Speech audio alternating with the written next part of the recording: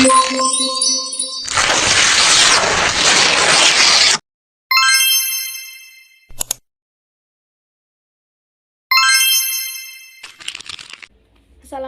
warahmatullahi wabarakatuh. Perkenalkan, saya Nelsa Syahrani dari SMA Negeri 1 Meranggen.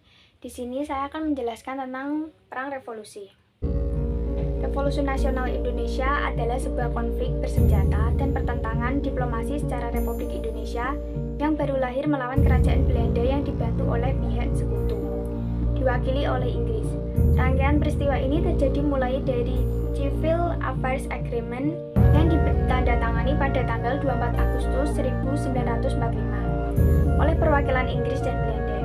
Pada 29 September 1945, mendaratnya pasukan sekutu Inggris pertama kali di Jakarta yang dipimpin oleh Letnan Jenderal Christensen.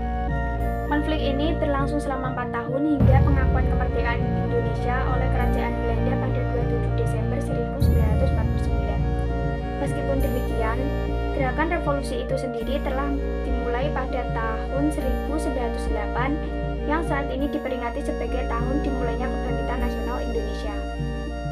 Selama sekitar 4 tahun, beberapa peristiwa berdarah terjadi seperti sporadis. Selain itu, terdapat pula pertikaian politik serta 2 intervensi internasional. Dalam peristiwa ini, pasukan Belanda hanya mampu menguasai kota-kota besar di Pulau Jawa dan Sumatera, tetapi gagal mengambil alih kendali di desa dan daerah pinggiran. Karena sengitnya perlawanan bersenjata serta perjuangan diplomatik, Belanda berhasil dibuat tertekan untuk mengakui kemerdekaan Indonesia. Revolusi ini berujung pada berakhirnya pemerintahan kolonial Hindia Belanda dan mengakibatkan perubahan struktur sosial di Indonesia.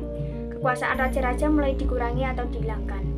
Peristiwa ini dikenal dengan revolusi sosial yang terjadi di beberapa kegiatan di Pulau Sumatera. Latar belakangnya, pergerakan nasionalis untuk mendukung kemerdekaan Indonesia seperti Budi Utomo, Partai Nasional Indonesia, Sarekat Islam, dan Partai Komunitas Indonesia bertumbuh cepat di abad 20.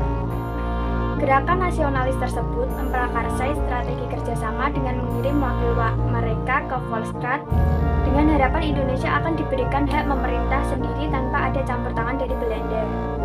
Sedangkan gerakan nasionalis yang dipimpin oleh Soekarno, Muhammad Hatta, dan 2 orang mahasiswa nasionalis memilih cara non-kooperatif.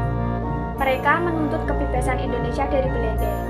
Sekutu termasuk Belanda membentuk suatu badan komando militer bernama Allied Forces for Netherlands Indies untuk kembali merebut kekuasaan di Indonesia.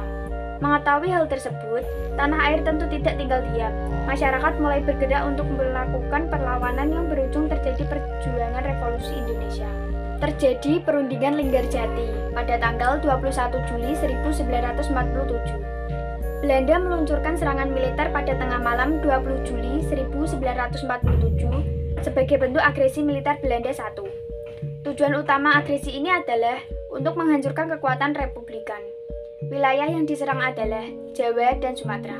Aksi militer ini kemudian dianggap melanggar perjanjian Linggarjati, di mana dalam perjanjian disebutkan bahwa Indonesia dan Belanda akan bekerjasama membentuk negara RIS.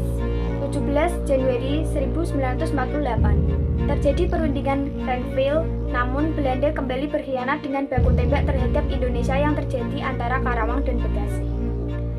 19 Desember 1948, agresi militer Belanda II dilakukan, di mana Belanda memperluas daerah serangan mereka sampai ke Yogyakarta yang saat itu menjadi ibu kota.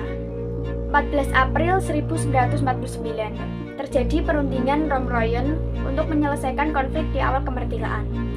23 Agustus sampai 2 November 1949, diadakan konferensi Meja Bundar yang menghasilkan Belanda bersedia mengakui kedaulatan Indonesia. Konfliknya, pemberontakan komunis pada 18 September 1948, Republik Soviet Indonesia diproklamasikan di Indonesia oleh anggota PKI yang berniat melakukan pembangkangan atas kepemimpinan Muhammad Hatta. Pertempuran terjadi antara TNI dan PKI.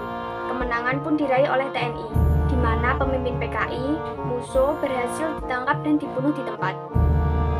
Sang pemimpin, Kahar Muzakar, menuntut agar KGSS dan kesatuan gerilya lainnya digabungkan dalam satu brigade yang disebut Brigade Hasanuddin di bawah pemimpinannya.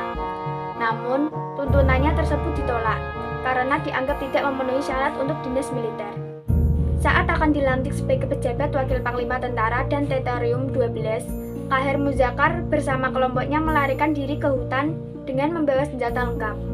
Ia kemudian mengubah nama pasukannya menjadi Tentara Islam Indonesia dan menyatakan menjadi bagian dari DI atau TII Kartosuwiryo pada 7 Agustus 1953. Dampaknya, meskipun tidak ada data akurat yang menunjukkan berapa banyak nyawa penduduk Indonesia yang melayang dalam gerakan revolusi Indonesia, diperkirakan terdapat 45.000 sampai 100.000 jiwa.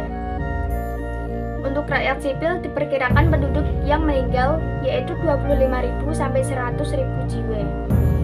Sedangkan untuk Belanda, lebih dari 5.000 tentaranya kehilangan nyawa mereka di Indonesia. Gerakan Revolusi Nasional Indonesia ini sendiri memberikan efek langsung terhadap kondisi ekonomi, sosial, dan budaya terhadap Indonesia. Sekian penjelasan dari saya. Bila ada kesalahan, mohon